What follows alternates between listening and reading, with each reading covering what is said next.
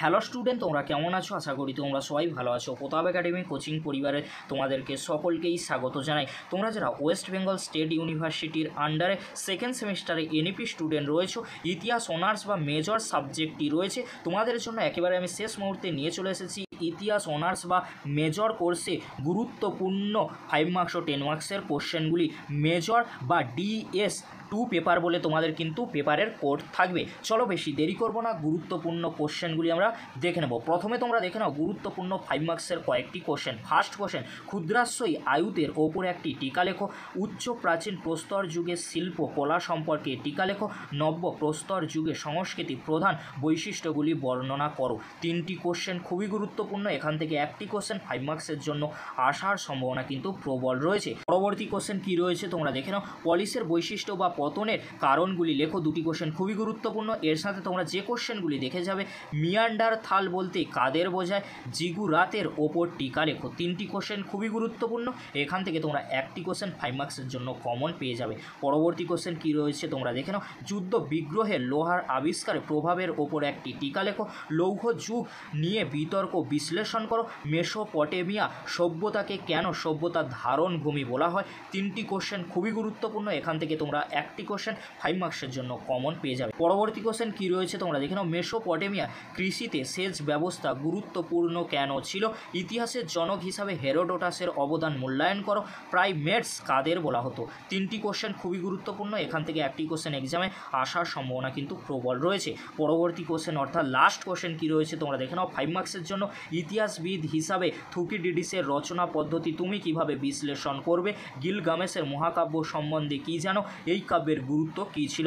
Hittite বা হিটাহিট কারা ছিল। এই কোশ্চেনগুলি তোমরা শেষ মুহূর্তে 5 মার্কসের জন্য দেখে যাও।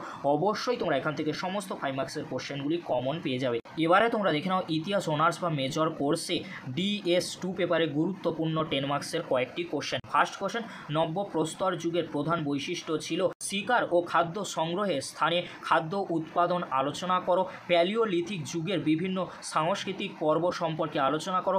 মানুষের বিবর্তনে বিভিন্ন অধ্যায়গুলি কী ছিল। তিনটি কোশ্চেন খুবই গুরুত্বপূর্ণ।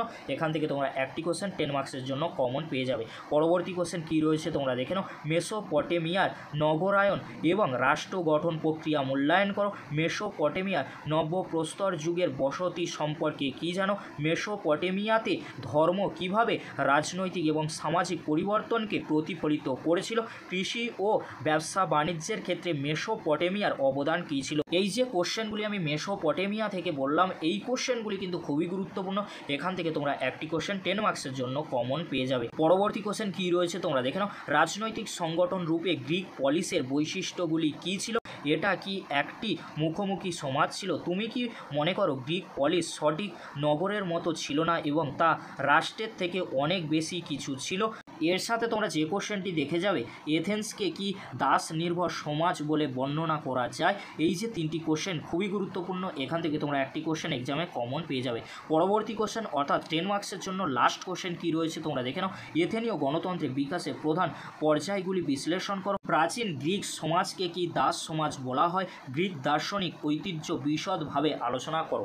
এই কোশ্চেনগুলি তোমরা শেষ মুহূর্তে 10 মার্কস ও 5 মার্কসের জন্য দেখে যাও। অবশ্যই তোমরা এখান থেকে সমস্ত কোশ্চেন কমন পেয়ে যাবে। যদি ভিডিওটি হেল্পফুল হয়ে থাকে অবশ্যই ফ্রেন্ডদের কাছে বেশি বেশি করে শেয়ার করে দিও। পরবর্তীতে দেখা হচ্ছে নেক্সট কোনো একটি ভিডিওতে। ভিডিওটি দেখার জন্য তোমাদেরকে অসংখ্য ধন্যবাদ।